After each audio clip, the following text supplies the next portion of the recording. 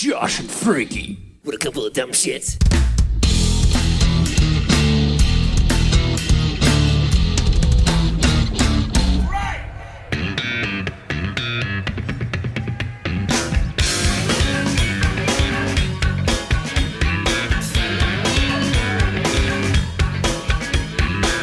Hello, Primates! You found Primus Tracks. Congratulations! Hey, you can find us other places too, at Primus Tracks on Instagram. PrimusTracksPod@gmail.com is the email address. You can also find a Primus Tracks page on Facebook, and my favorite, patreon.com/Primus Tracks. I am Josh. Joining me from the 38th floor of Primus Tracks Towers, he's got a great view of the lily pad. It's Frankie Berestein. Hi, Josh. Welcome, Frankie. We are talking today about Live Frogs Set 1 and 2, the first releases from Colonel Les Claypool's fearless Flying Frog Brigade way back in 2001. And it's kind of interesting to be talking about these records today, Frankie, because, of course, we're in the middle of a Frog Brigade tour in which they are playing Pink Floyd's Animals in its entirety, just as they did 20-odd years ago. So we get to do some comparing and contrasting. But I want to ask you first, Frankie, because you discovered Primus and Les Claypool around 2003, these records were already out there in the world. For your own timeline, when did you find these records and what did you make of them? I discovered them as I was working my way through the back catalog, gathering all of the assorted releases. The cover artwork always struck me as interesting, but I didn't get to play them until a few years later on. I mean, I was just overwhelmed by Primus, so it was not my priority to hear some Pink Floyd covers at the time. But it was an incredible surprise a few years further down the line to actually sit down and listen to them. And I guess, I don't know if it's like a generational thing or just the way that I approached the music in my life, but I had never heard the Pink Floyd album when I heard this album. You were new to Floyd when you first heard the Animals set then. Yeah, I mean, I knew a lot of their songs and I was familiar with them, but I had never heard that record. So these songs were completely new to me, and the way that they were being performed on this album was the first way that I ever heard them. And I guess it kind of influenced and shaped my perception, because then when I heard the original songs, I missed Les's bass so much. And I thought that what Les had done on the record was incredibly faithful, but it had a bit more power. It was a bit more compelling to my ears. Yeah, and some of that can be chalked up to production values and instrumentation and your lineups and everything else, and just somebody's interpretation of what it is or what they want it to sound like, through their own lens. So that's a good point. And I'm in the same boat. I had not heard Animals before listening to Live Frog Set 2. Like you, I was familiar with the hits because they were on classic rock radio ad nauseum when I was a kid, and there weren't many other options. When I got to college age, Pink Floyd just seemed like a college band. Was dabbling. I was trying to figure them out. And of course, just about everybody in the dormitory had that infamous poster with the women sitting at the logos or artwork from the albums on their backs. That one. Of course, right? Yeah, that was in every young men's dormitory room from here to Timbuktu for years and years and years. Probably still is. I'm guessing it's just one of those things. I didn't have one, but other people did. I had a Primus poster, of course, and people looked at me funny. I know I'm dating myself on this, but that Floyd one, Frankie, and then the other one that was extremely popular was that portrait-style painting of Kramer with the gilded frame. Oh, yeah. That one. Yeah, that was very popular, too. So I wasn't that into Floyd, and I'll tell you what, Frankie, I'm still not all that into Floyd, although I've dug a little bit deeper than the surface, having listened to the original Animals and a few other things. A good friend of mine was a huge Floyd fan, and he was a great source of information for me, but I just never really went for it. But it's not a go-to for me, and I'm curious where you are with it as well. I've tried to go beyond, I mean, the most obvious or popular songs, I've actually heard a few of their albums back to back, and I've tried exploring all of their differing facets, with Syd Barrett at the helm, with Roger Waters, and then with David Gilmour. And there's just been always something that keeps me from fully enjoying their music.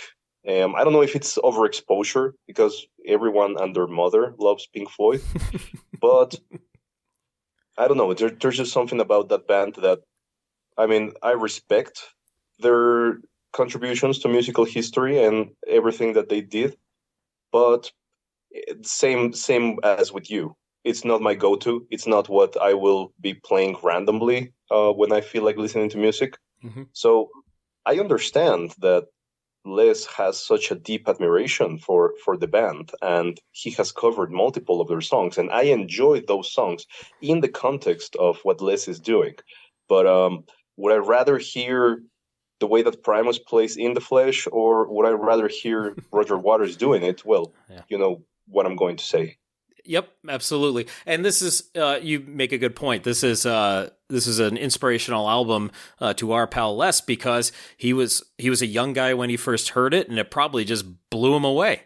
And it was new, and it was fresh, and it was out there at the time. And so that kind of context, of course, frames how we will consume things. So this, I'm pointing at Live Frog Set 1 and 2, that for me was kind of a watershed moment too, because it opened a new avenue for me into that jammy world where obviously Primus really hadn't gone before, and where I'd never gone before as a consumer of music.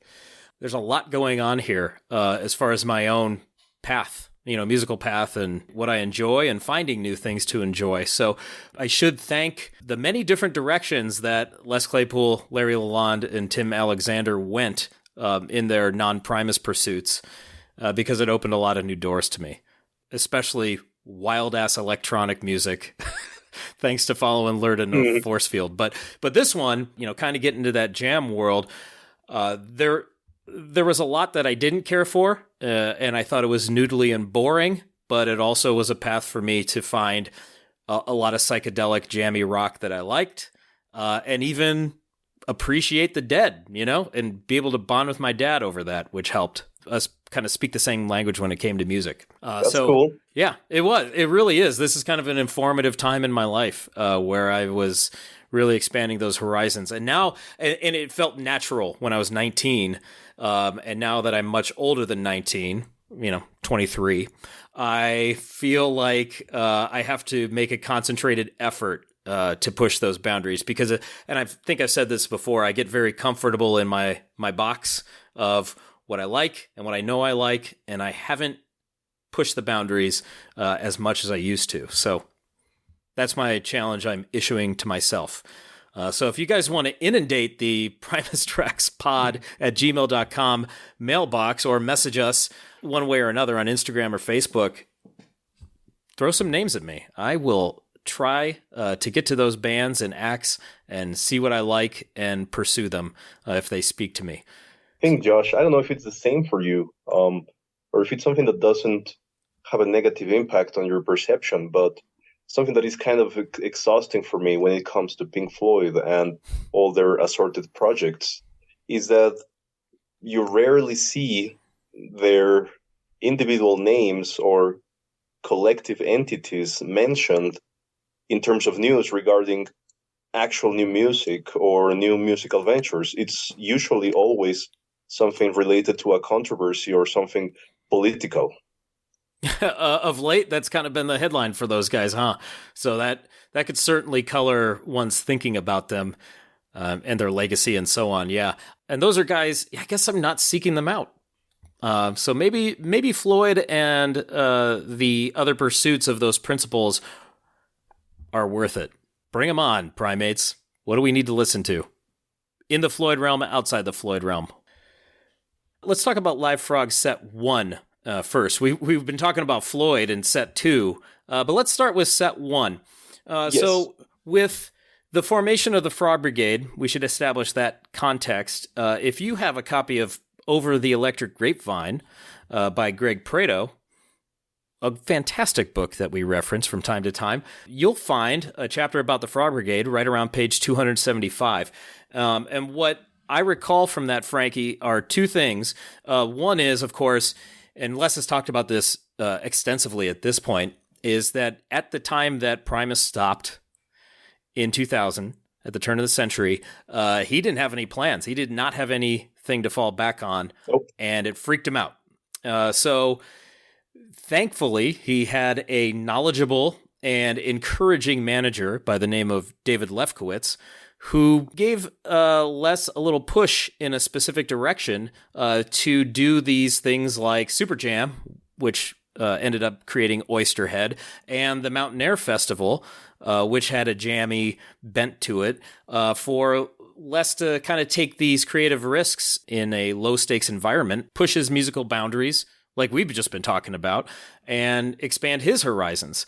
And so he had the chance to put together a band of people he wanted to play with in preparation for this Mountain Air Festival in May of 2000.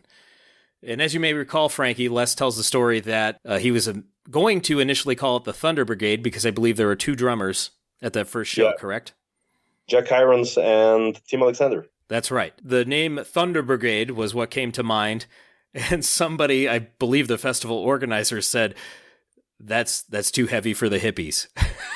And I think he told that story on WTF as well, which was very funny.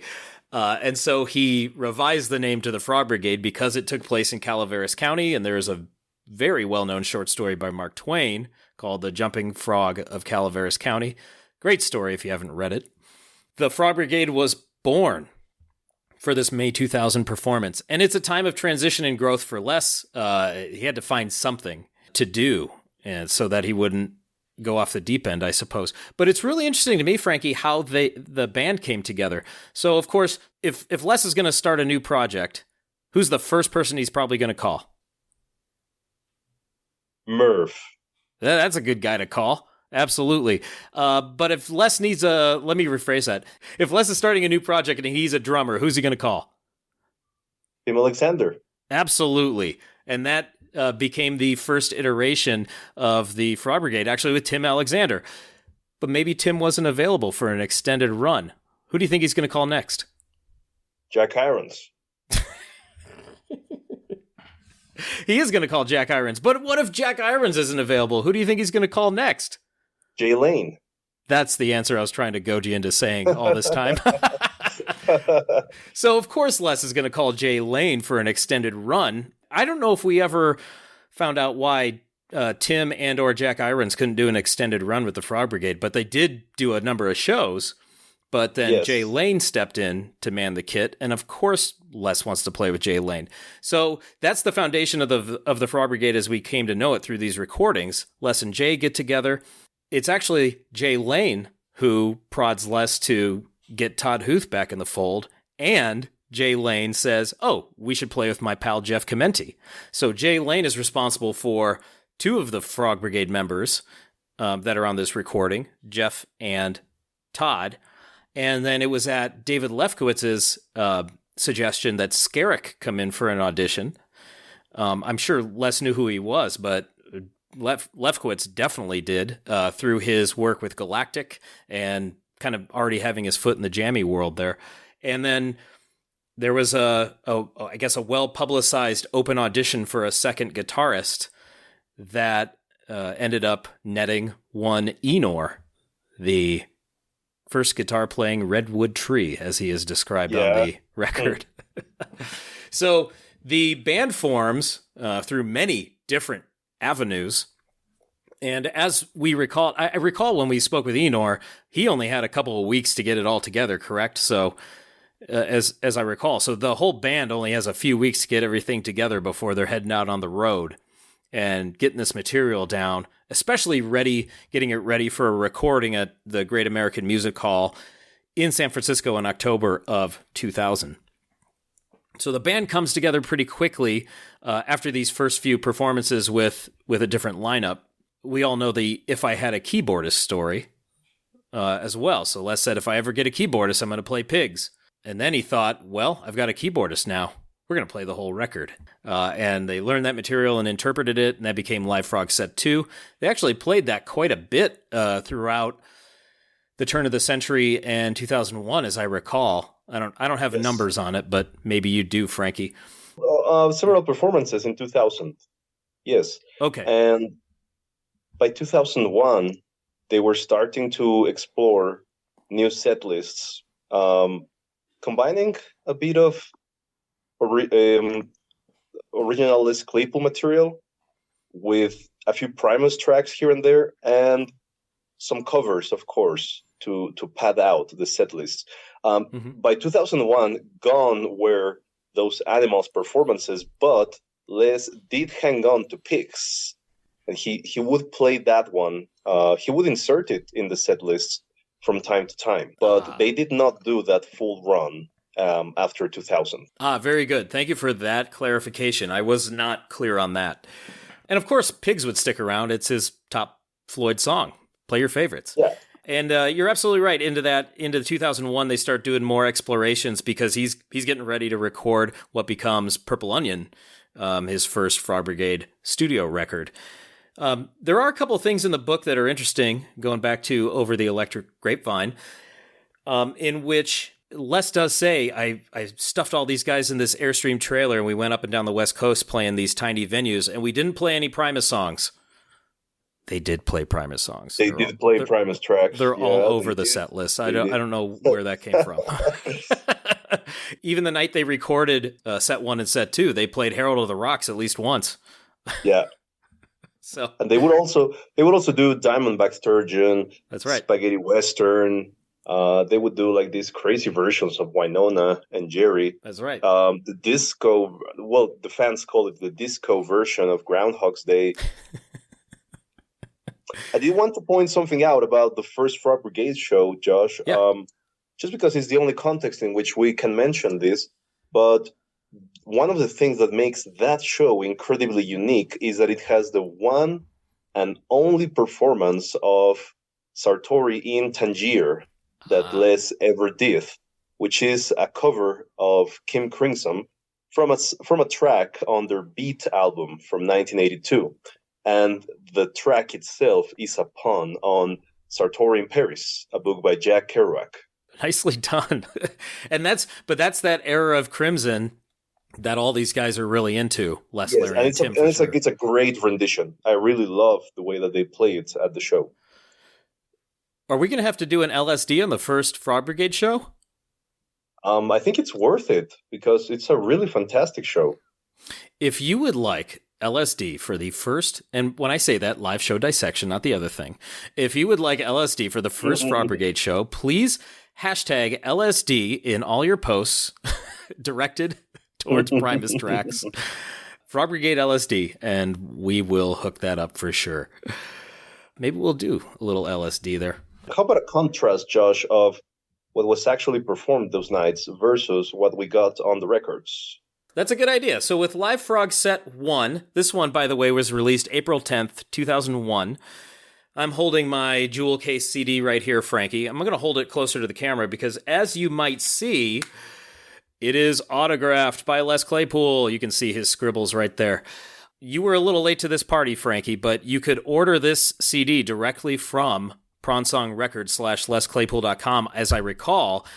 For just a couple bucks more than the normal CD, you could get one autographed by Les. So I plunked down the extra $2 or whatever it was and got the autographed CD. However, at some point, you can see it with the reflection of the light there.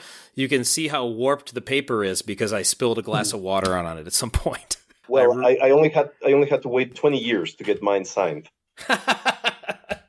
We should also note, Frankie, this marks the more or less the relaunch of Pronsong Records because the catalog number is PSR 0001-2. Yes. It sounds like we're kind of restarting the count there with Pronsong Records. But our track list for these nights at the Great American Music Hall, October 8th, October 9th, 2000. And of course, if you were there, let us know. On the CD, we have Thela Hunginjit, Riddles Are Abound Tonight, Sausage, Hendershot, Mackerel. Shattering Song, Sausage. Running the Gauntlet, Mackerel. Girls for Single Men, Sausage. And Shine On You Crazy Diamond, Mackerel. Just kidding, Pink Floyd. But it's the Jack Irons version. So Jack had an arrangement of Shine On then that Les used, and I assume they played Shine On at that first show, although it's murky to me what that set list was, so let's look that up. Yes. So they did play this arrangement of Shine On You Crazy Diamond at that first Frog show as well, Frankie, and it carried over Jack's arrangement of it. So Great American Music Hall, October 8th, 2000. Felakon Ginjit, Shattering Song, Hendershot, Girls for Single Men, Shine On You Crazy Diamond, Animals on its entirety, and an encore of The Awakening and Herald of the Rocks, which is completely absent from the official release. And for the Great American Music Hall, second night, October 9th, we have Taxman, which goes into Wynona's Big Brown Beaver and then back into Taxman. Here's to the Man, Running the Gauntlet, Riddles Are Abound Tonight, Telachon Ginjit, The Entire Animals, and an encore of Tomorrow Never Knows, which runs well over 20 minutes.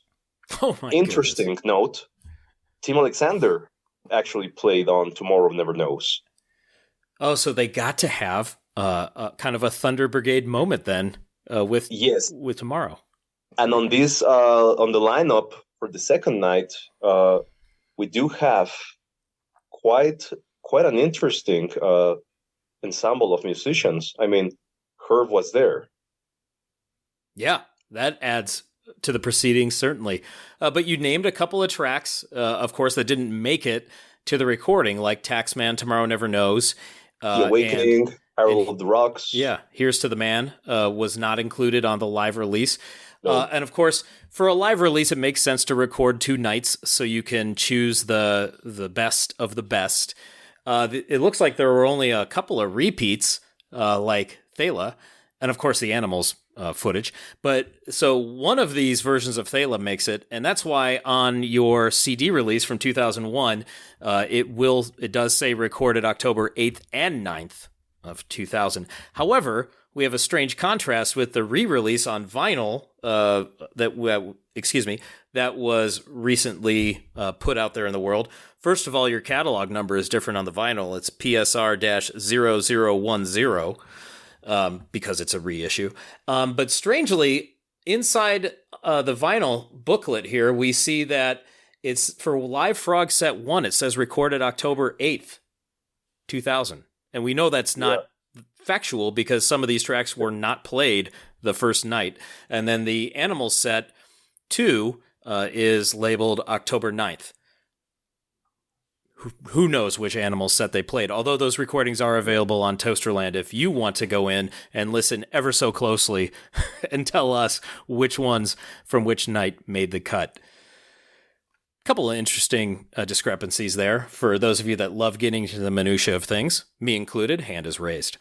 The other thing we should note, really cool cover artwork on both releases by Vance Kelly, and of course he would go on to do some gig posters throughout the years for Primus and Les.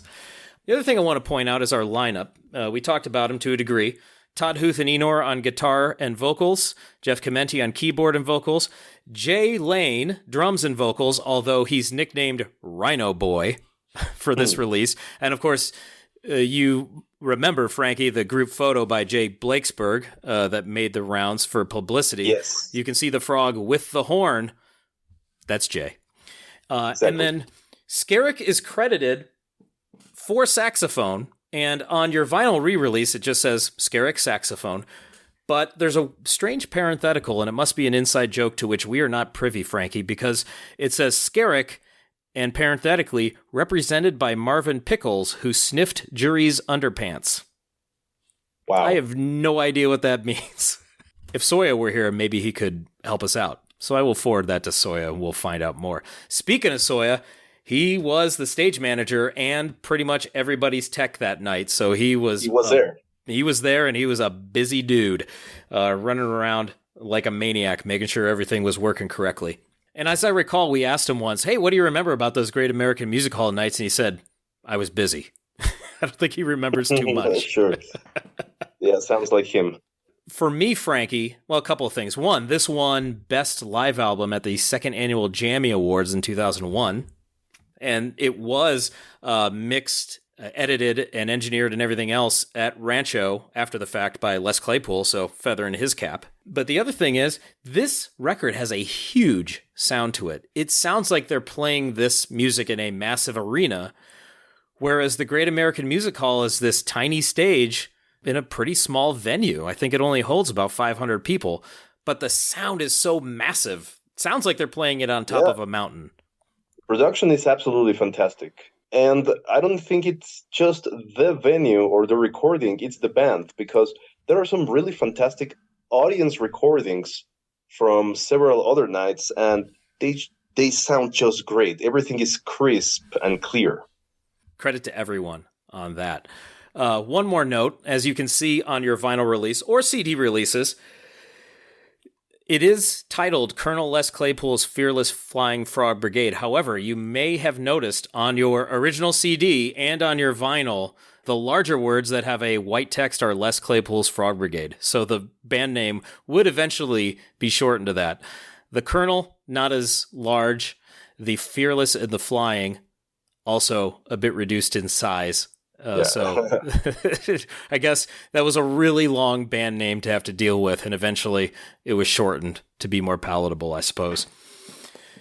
Let's hear a little bit from Live Frog Set 1. For those of you unfamiliar, you need to, first of all, run out and get this record one way or another. The original CD, the vinyl reissue. Now, I have not listened to the vinyl reissue, so I cannot speak to its sound quality and to whether it sounds any different than the CD release. You, Frankie? I've never played my vinyl. I'm a collector. I just took the shrink wrap off mine today, if that tells you anything. Well, let's listen to bits and pieces here. Thelahun Ginjit leads it off. After a chorus of frogs, we really kick things into high gear.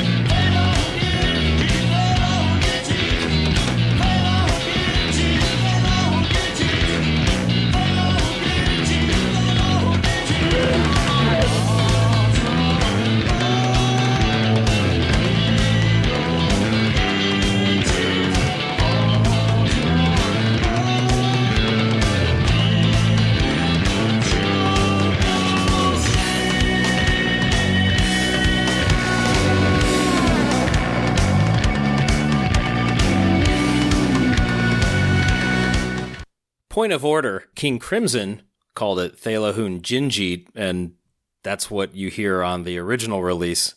Les has used Ginjit over the years. I don't know if he's changed it back to Ginjit, as King Crimson named it. Have you heard some of the backstory on that song, Josh? Yes, this is one that I actually investigated after the fact, and it was my gateway to King Crimson, and so the Discipline record is one that I not discovered, but sought out. And I love that record. My gosh, King Crimson, I know I'm underselling it there, but the experience that prompted that tune is fascinating. And of course, you can hear it on the track. Isn't it Adrian? Isn't it Adrian talking about? He's been recorded, secretly. Right, talking about his experience of nearly essentially being mugged, I think, in New York City, and having an encounter that he rather would not have had. So it's a fascinating tune. And of course, if I recall correctly, Thelahun Ginjit is an anagram for the jungle heat. In the heat of the jungle. In the heat of the jungle, thank you. That would be the concrete jungle in which he was trapped. So really cool stuff there. What I like about this Frogs version is things take off here are the embellishments by Jeff and Skerrick. And of course, everybody has a chance to shine on this one. It is, I believe, 14 minutes on the recording. And I do recall Les was interviewed around the time he was putting this record together, and he said he was knocking it down from a much larger number down to 14 minutes. And he made some kind of joke like, hey, we're getting into radio territory now. So a much longer version. He was able to trim some of the fat, I suppose, or parts he didn't necessarily like for flow. And that is one thing that I really appreciate about this record. The editing is really well done. I don't know that I could identify more than a couple obvious edits or cuts. Most of it flows very nicely. It's not surprising that this made it onto the record, and it has been one of the staples of the Frog Brigade, because there are actually some shows where Les has quoted this song as being his favorite song by anyone ever. No way. He said that publicly? Yeah. He said that publicly. I do have some recordings where just before launching into the track, he says that we're about to perform my favorite song of all time. Wow. For a guy who says he doesn't do favorites, that is a huge statement. Yeah. Good on him. Well, there's a couple other parts we can sample here. Now, we're not going to sit here and listen to the whole thing, but it's got lots of highlights. We're going to take a look at a couple parts Frankie really likes. And this is around, on your track, about 11 minutes and 10 seconds. Oh, yes.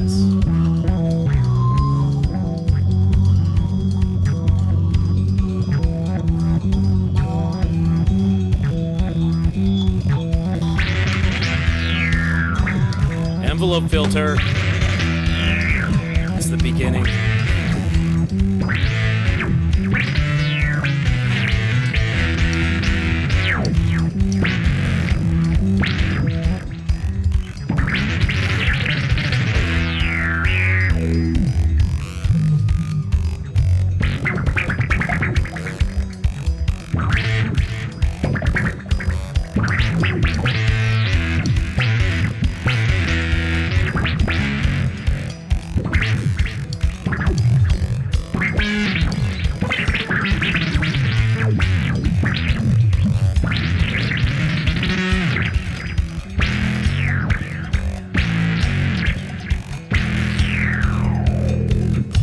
Magnificent. You know, what struck me, and I recall this upon first listen 20 odd years ago, it's, once again, big sound. That bass is front and center, and that envelope filter gives it added oomph. And so there is some cool stuff going on there, even though everybody else is off to the side. Most of the guys on stage aren't playing anything, and it's Les J, and I'm going to guess that's Todd doing that really cool thing with the guitar, kind of buried in the mix there. But now we heard the envelope filter on Antipop, but this is the beginning of it being just front and center on so many tracks. Moving forward a little bit, another part that Frankie wanted to hear. What I like about this part is that the structure is that they introduce the verse, they jam, they go back to the verse, they jam, and so forth. But in this part, they reach the coda, and it just has like this really glorious feeling about it. It's like really cathartic. I'm glad you used the word glorious, because if you were to read the foreword, for lack of a better term, or notes from Les on both Set 1 and Set 2 CD releases, he uses the word glorious about 6 times in a couple of paragraphs. So it's a Les Claypool word that he's latched onto, and I suppose Frankie has too. Let's hear the glory.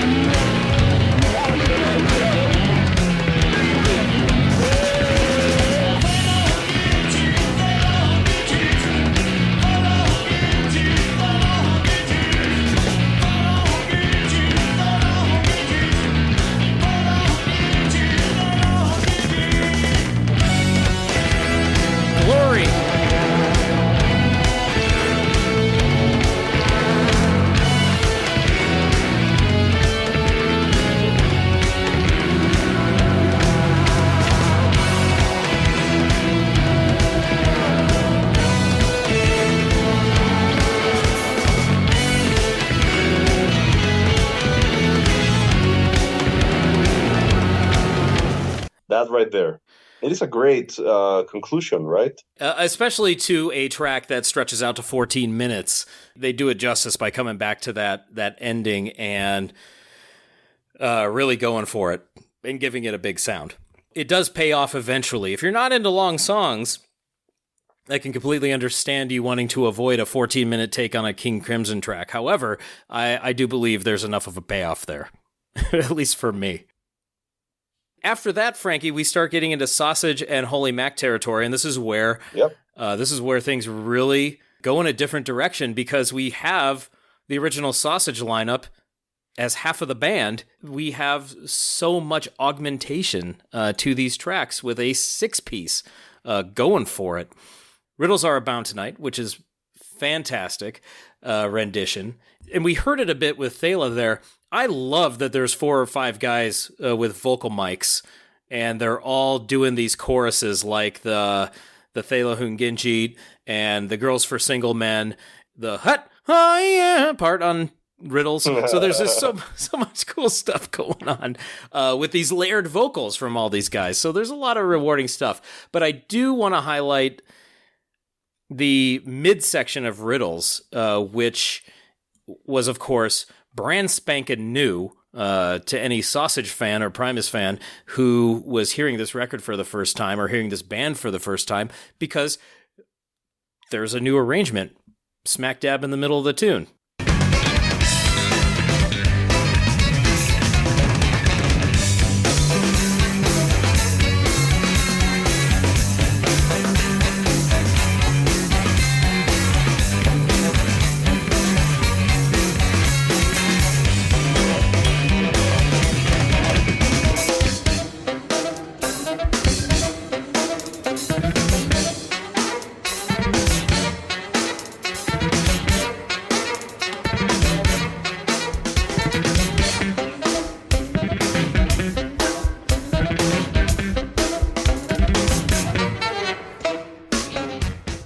It takes a great song on balance and elevates it with that mid part, and I just love that stop-start nature there. It's very cool. Skerrick, of course, a massive addition to the Frog Brigade, and if you've been attending the shows in 2023 with and without Skerrick, even just watching the footage, the audience footage, the change is palpable. That dude brings it every single time. What works for you on this one, Frankie? On Riddles, well, basically that it's Riddles, so any opportunity to listen to that song live is always welcome. Yeah. And, I mean, it's kind of like Thala in the sense that everyone gets to shine, but it's much more compact. So you get kind of the payoff much faster, and you get to hear why Les recruited some of these musicians for this project. I mean, just the Skerrick portion is insane. Yes. Oh, exactly, but it's not just showing off for the sake of it. It's actually it's something that actually serves the song and elevates it from the album version. So I really love this arrangement of the Frog Brigade for Riddles Are Abound Tonight. The audience recording on Toasterland has this one at about 9.5 minutes, and I'm sure there's crowd noise on either side, but there's a lot that was removed from it. And so it is much more lean, compact, and efficient in its presentation on the official release. And that's something to point out, because over time, some of these jams that would go really far out there would be tightened up. And even in the Primus world, we've talked about those 14-minute renditions of American Life that might meander a bit, but once they got it down to about 8-9 minutes, much more direction to them, we'll say that. I gotta say, he stole the show for me throughout this release, because, man, are you kidding me? Rock saxophone? Holy crap, I'm in. Speaking of some rock saxophone, Frankie, we move on to good old Hendershot. Is there anything better, Frankie, than surf saxophone? I doubt it. I really can't get over the beauty of it all. Here it comes. The beauty that is surf saxophone.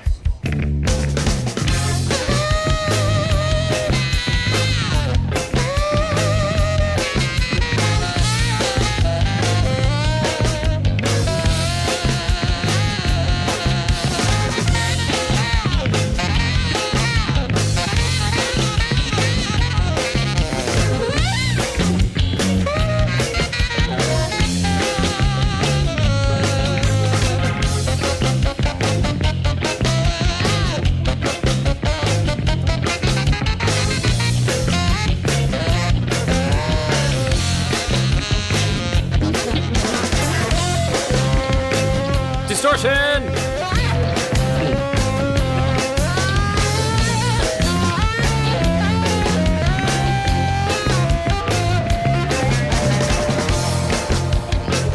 This is my favorite part right here.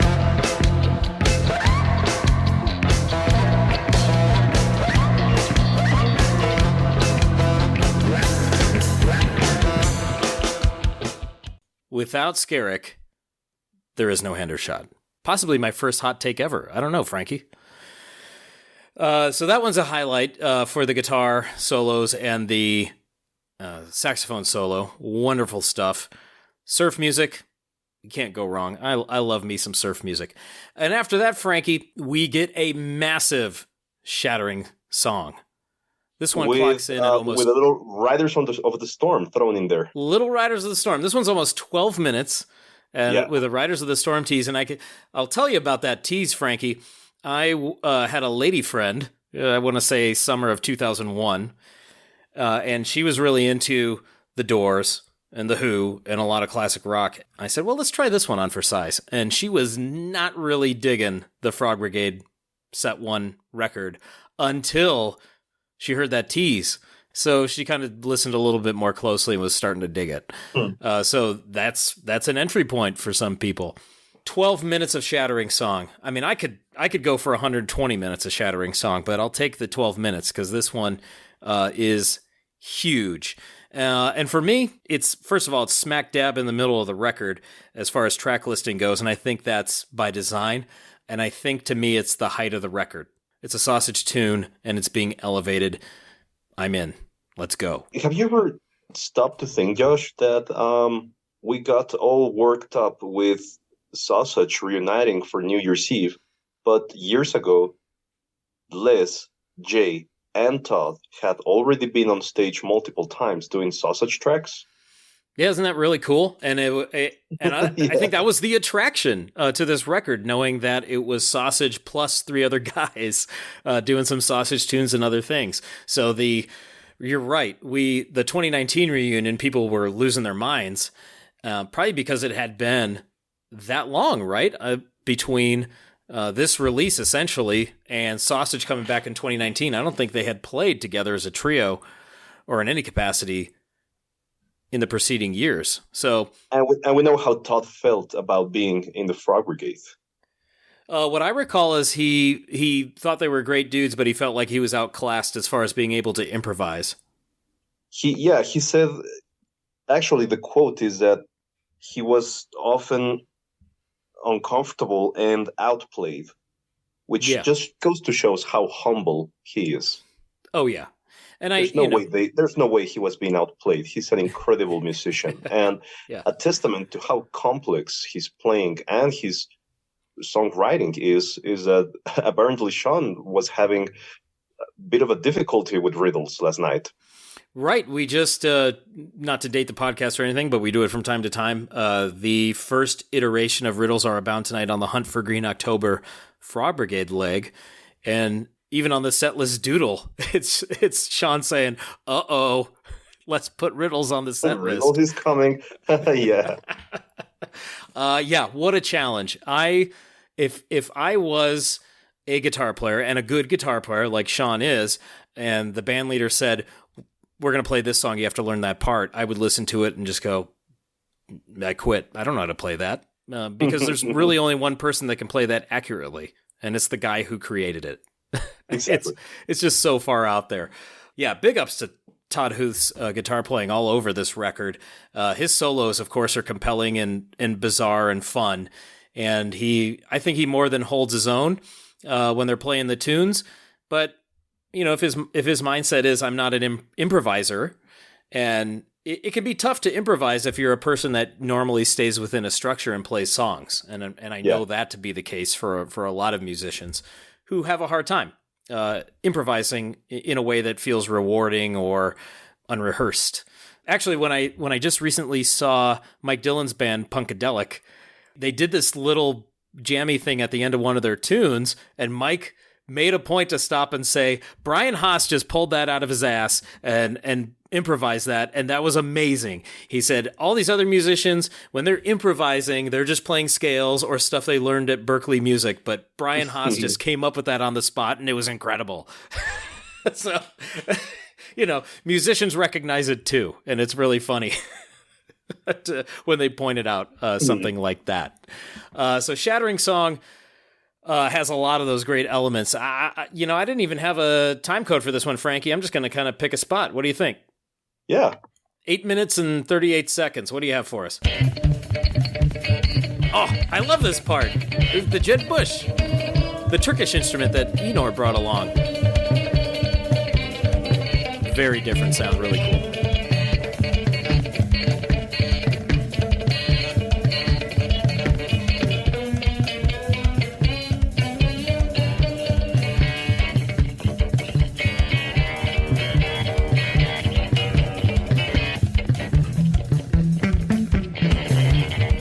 I like Les's embellishments there too. And they've brought it way down from where it was.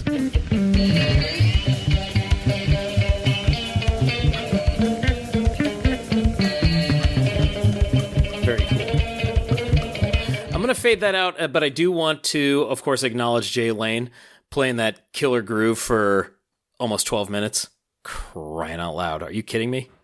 And Jay Lane is just a madman all over this record because he knows these tunes. Backwards and forwards, especially the Sausage material. So shout out to him for laying that foundation. Shattering Song, really cool. Has a really powerful payoff as well, especially with Les's vocal delivery of the elongated chattering along, and he extends that out pretty well. This might be one of my favorite Les Claypool releases. This is a really good one. And we should note, it's the first live release of any kind at its time in 2001.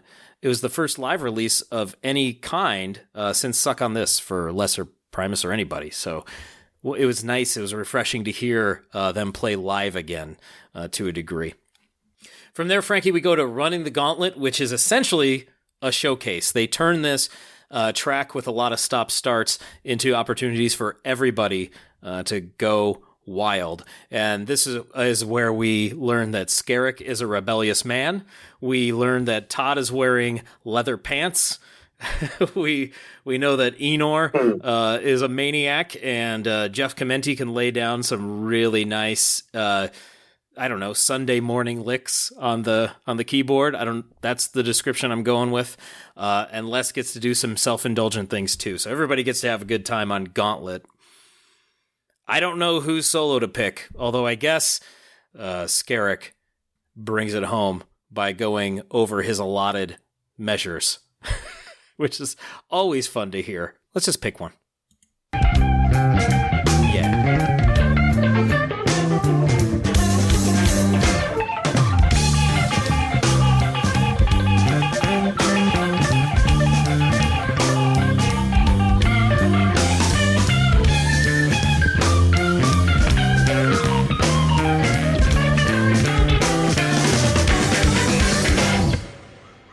Pick a solo. You're going to have a good time. Thank you, Jeff. Frankie, if you had to choose one of the solos on Gauntlet, which one would you listen to?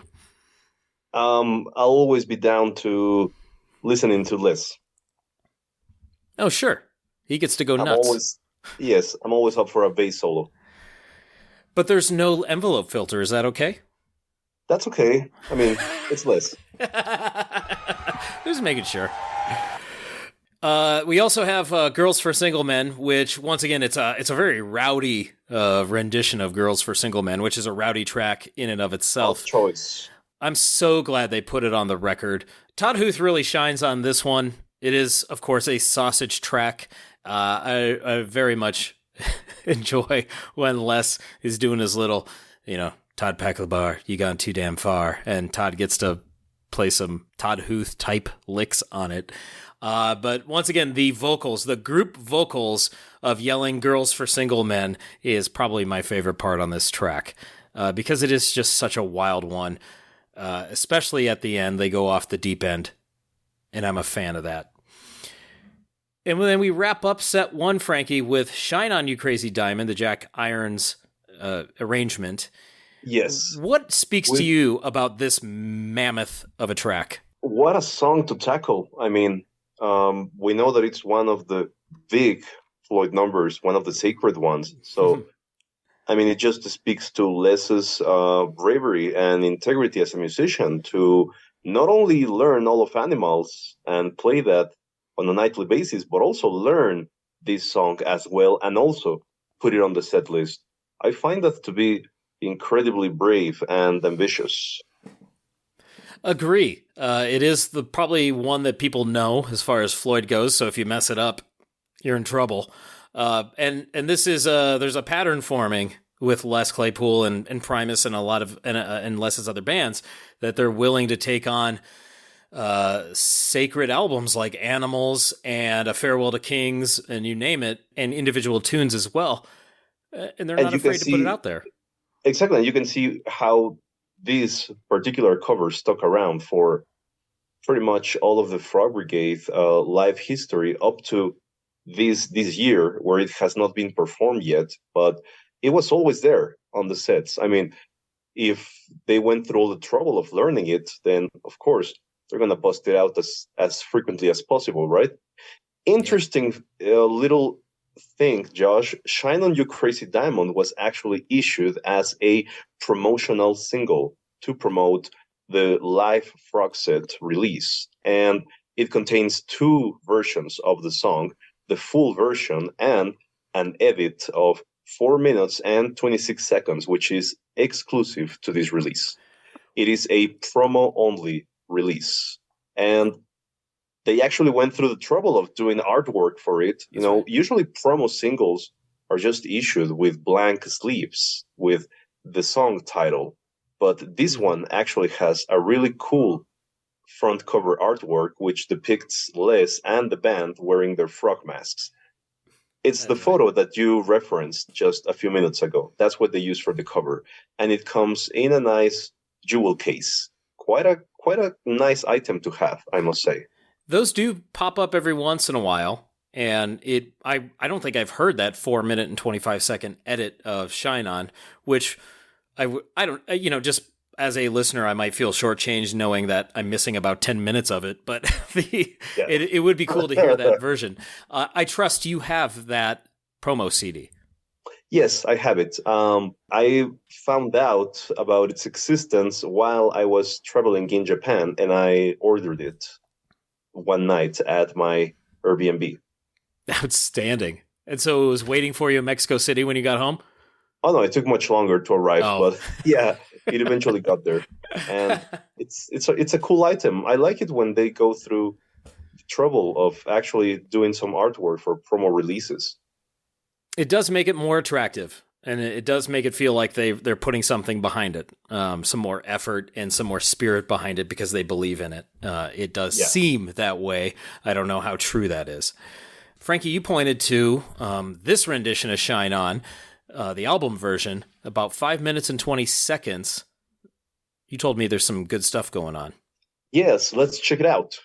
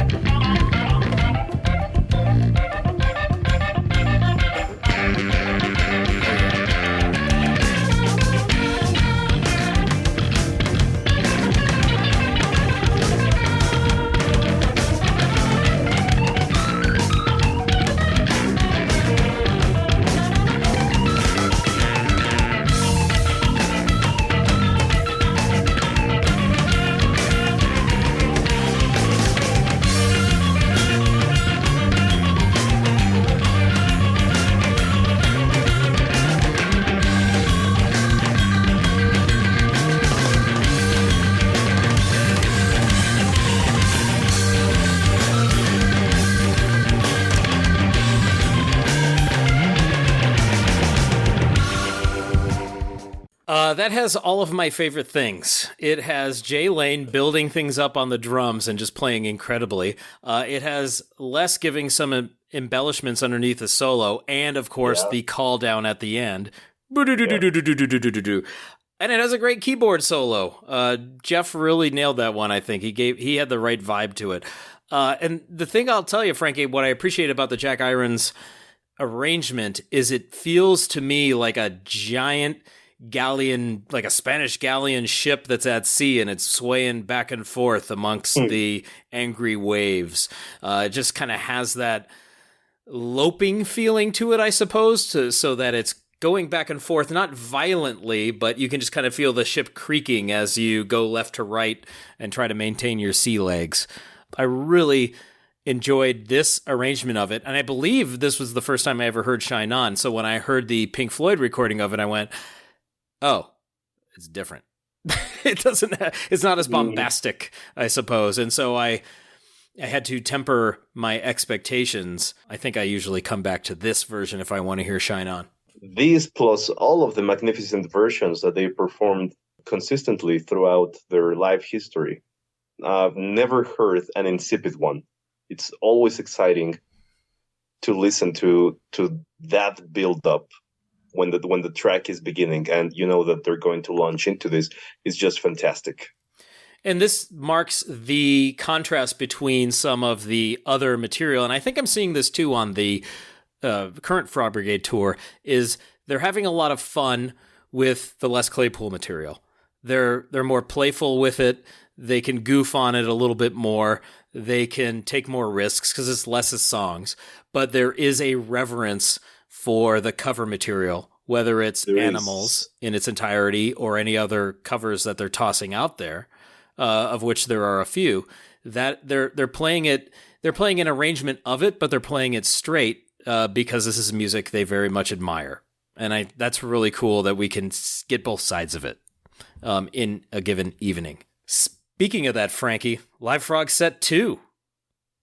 All Pink Floyd, all the time. Does warn the listener that they're going to perform more Pink Floyd than any human should ever be subjected to, right? That's right. At the very end of Shine On. Let's see if I can find that. We'll be back in 20 minutes with more Pink Floyd than any human being should ever withstand. And the crowd loves it. So that's the warning at the end of Set 1. And a few months after the release of Set 1, we get Live Frog Set 2 in CD form from Prawn Song Records. Our catalog number is PSR-0002-2. Do you remember how on the fly fishing special, Les actually walks into a record store, where they have a copy of Live Frogs Set 2? No, I must have missed that. And he's like, I'm the guy that played on this record. And they refuse to sell it to him, or what? No, I think I haven't watched it in years, but I think they don't recognize him when he walks in. and he's like, who do you think is on this record, or something like that? You'll also notice, Frankie, on the original release and the re-release of Set 2, it's already been simplified to Les Claypool's Frog Brigade on the label. Yes. So the Fearless and the Flying and the Colonel. Now the Colonel, it was too much for everyone. It was. The Colonel title, though, has persisted throughout the decades. However, the Fearless and the Flying were absent for quite some time until the triumphant return in the summer of 2023, when they decided to go with the full moniker once again. This is Pink Floyd's Animals in its entirety, as interpreted by the Frog Brigade. You're going to hear a lot of differences, of course. And for me, Frankie, I have not listened to this release, Live Frog Set 2, for quite some time. Years and years and years, actually. Of course, I bought the CD, I believe, directly from PrawnSongRecords/LesClaypool.com upon release. And it was... showed up in my mailbox, and I listened to it a time or two, not knowing Floyd very well, and kind of put it away, not being a Floyd guy. And recency bias may be contributing to my views right now, but I really think that the current iteration of the Frog Brigade is doing it even more justice than this Live Frog Set 2. Just upon a cursory re-listen, Live Frog Set 2 is a bit more gritty and aggressive take than what the present Frogs are putting out there. And that there's a ton of variables there, Frankie. There's the lineup, there's the age of the performers, Yes. there's the interpretations of of the music. Those are all contributing factors. Harry Waters is in the band, for crying out loud. He told us, he lived and breathed this music for years. So just having Harry in the lineup is going to make a major difference. So, and we must remember, Josh, that Roger Waters has actually heard the record. He's heard the it. live rock set too. Oh my gosh! Do we know what he thought of it? It's a quote that I remember from Les. He said that he was told that Roger was played the live rock set 2 record and he didn't like it, but Les was not surprised, and he said something like, I mean, it's Roger Waters, as if it were kind of predictable that he wouldn't be into it. And I guess it makes sense that it must have been Harry, the one who showed him the record, but I didn't want to ask Harry about that. Harry gets enough questions about his dad. We didn't need to go there. We should have asked Harry questions about his granddad. That's what we should have done. Missed opportunity. Maybe another time. So this record is one that I have not played a lot, but having witnessed Animals live now with the summer 2023 iteration of the Frog Brigade, I am more interested in exploring Animals as a Pink Floyd record and Pink Floyd in general. So I do think the door is now open for me. Whereas 20 years ago, I kind of may have peeked around the door, Frankie, but I did not proceed through it. So I think this is my golden opportunity to do so. Pigs being Les's favorite tune, let's sample Pigs.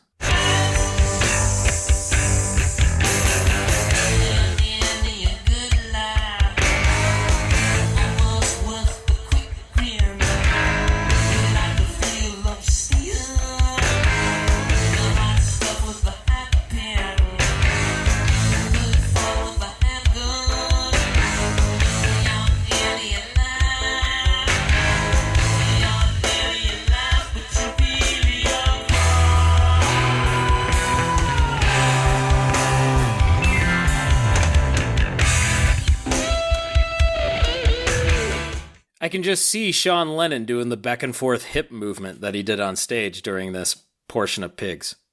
Cowbell. Buried. What a shame. Yes. It's front and center in the Frogs 2023 version of things, which I appreciate because it's there. Bop, bop, bop. It's keeping that time, and Paulo does wonderfully with that.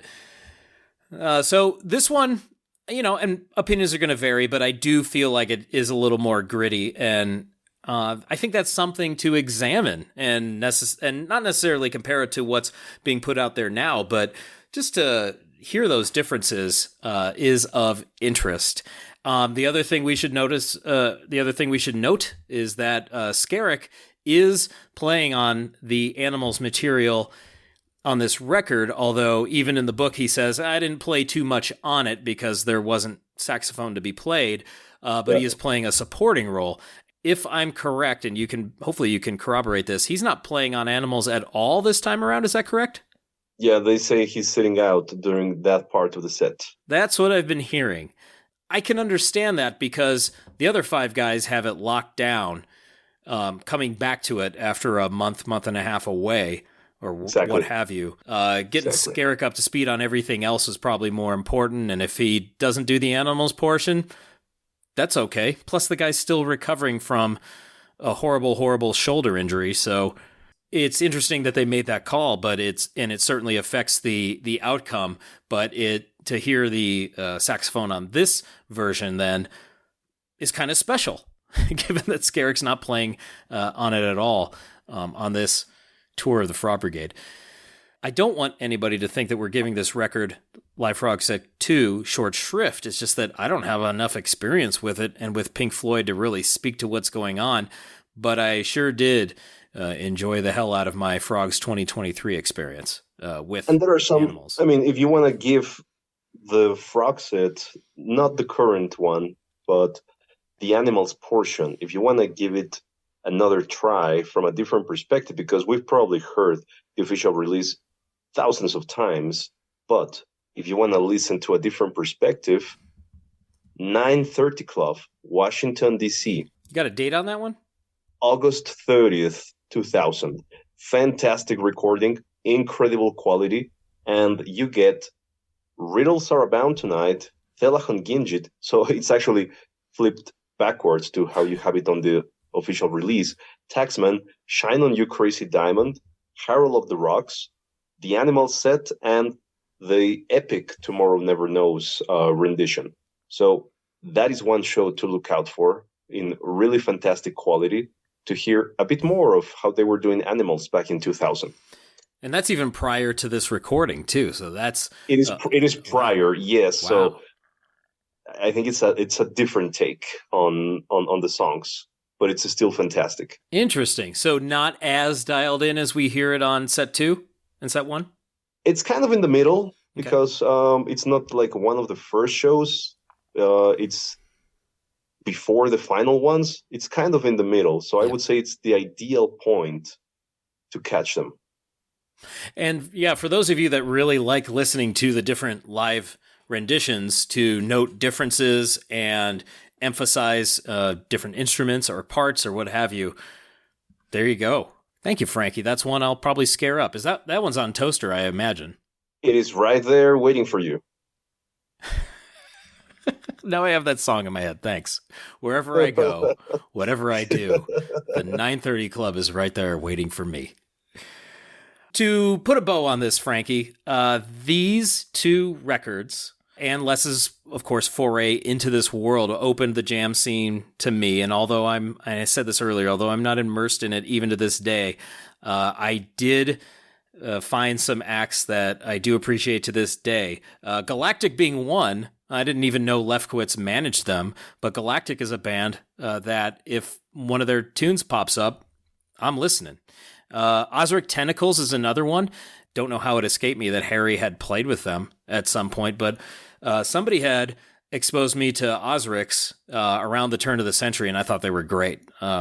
Really cool. It really did expand some horizons for me. Have you had a similar experience, Frankie, with other jammy bands? I recall being extremely impressed by, well, the thing is that I had these records because I wanted to have all the official releases. Mm-hmm. I didn't really play them. I was obsessed with Primus. And then I remember getting the 5 Gallons of Diesel DVD, and that had some Frog Brigade from Bonnaroo 2002 on it. And I recall thinking, wow, that's interesting. And Tim Alexander is there. So, wow, this might be cooler than I thought. And I recall surfing on a very primitive YouTube and stumbling into the professional recording of Telachon Gingit from Bonnaroo 2002, and it just blew me away. I mean, I was just speechless at how Mike Dillon was playing the marimba, for Christ's sake, what Steric was doing, and the energy that Les had on stage due to how excited he was to be playing with that band and playing that song. It was so impressive that it prompted me to dig out the 2 records. And of course, Live Frogs 1 had a lot more plays than Live Frogs 2 for me, but I did start to appreciate that portion of Les's career a lot more. And then, of course, it opened the floodgates to enjoying that particular route that he was taking at the time. Yeah, well, I'm going to bone up on this Live Frog set 2 because it sounds like we may get a Live Frog set 3 of a sorts as a result of this tour. We've heard some chatter about that, so that's encouraging. So we can maybe do a further comparison between the 2 iterations. And you said something important, and so I do want to kind of put a button on that too, that these 2 records, Live Frog Set 1 and 2, really signify a massive shift in style and musical exploration for Les Claypool, but they are grounded in the familiar. The King Crimson cover, the Floyd covers, and the Sausage and Holy Mac material. And from that moment forward, Les never looked back. He spent most of the aughts in the jam world and even brought Primus into it. And by doing so, he earned a new audience for his solo acts, but also his the Primus band. And I think more or less they're still ensconced in it and never really fully left. This is where that major shift took place. So landmark records in a couple of different ways for the world of Primus and Les Claypool. You want to hear some Primates takes, Frankie? Let's go.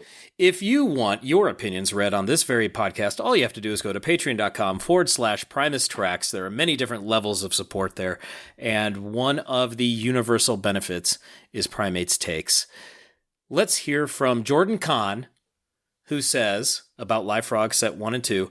He says, I saw this show. So he saw the original tour. He says, I saw this show the day after Fish took hiatus. I love it, but it feels dated compared to the current Frog Brigade lineup with so much more material. Les uses Pink Floyd as a bridge to the jam band world, and Skerrick shines. Glad he's back.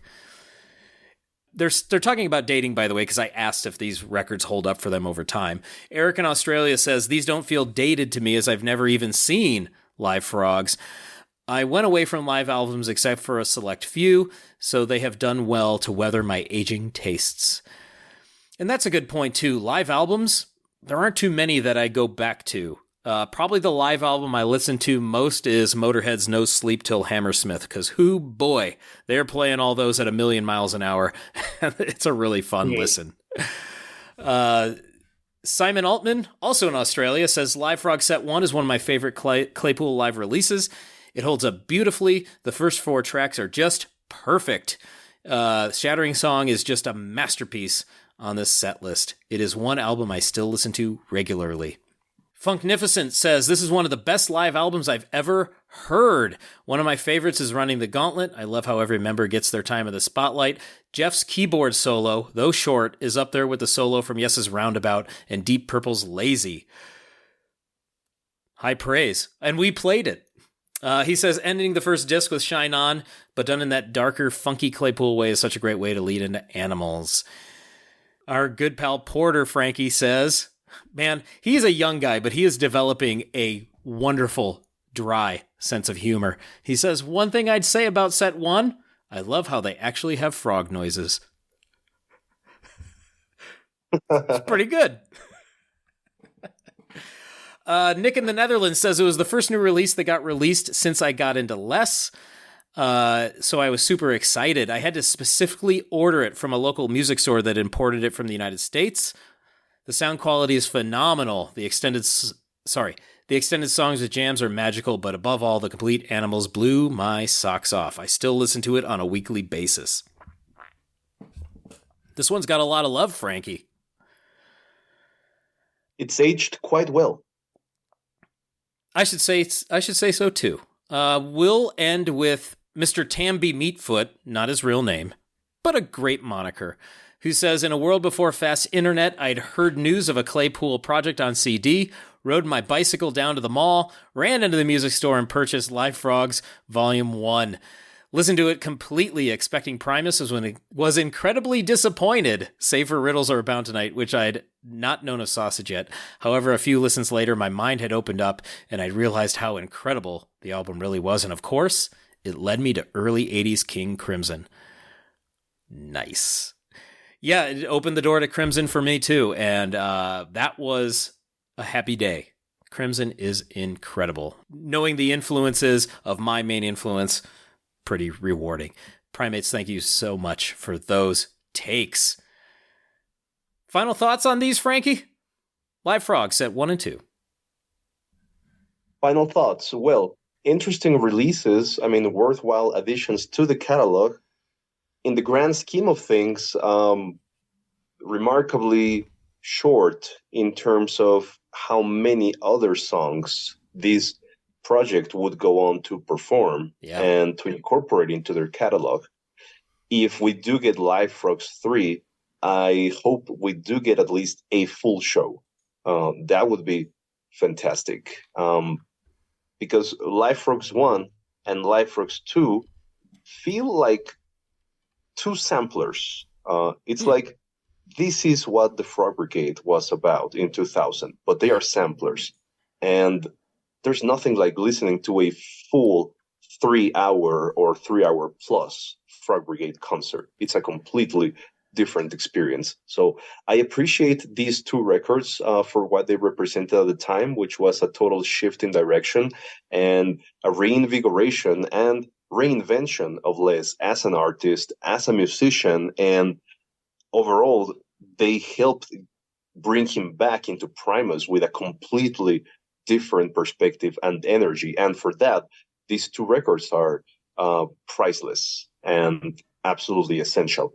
However, I do believe that there's gold to be found further down the years in terms of the Frog Brigade and their live shows.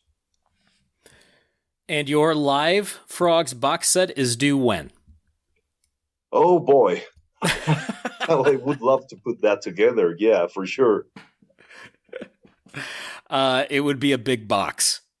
So to think of it as a sampler is a new way for me to look at it, and I think I get it. That's a good note to end on. So I'll say this: Big Man, Pig Man, you're nearly a laugh, but you've been tracked. Next time, Frankie, well, we got our frog on. Let's get our no force field on. Awesome. Primates, thank you so much. At Primus Tracks on the Instagrams, Primus Tracks page on Facebook, primustrackspod@gmail.com is the email address. Bag it, tag it. I don't know the rest of the line, but I stole it from Frankie. Send it to the butcher at the store. Thank you. Later days. Willie Mays.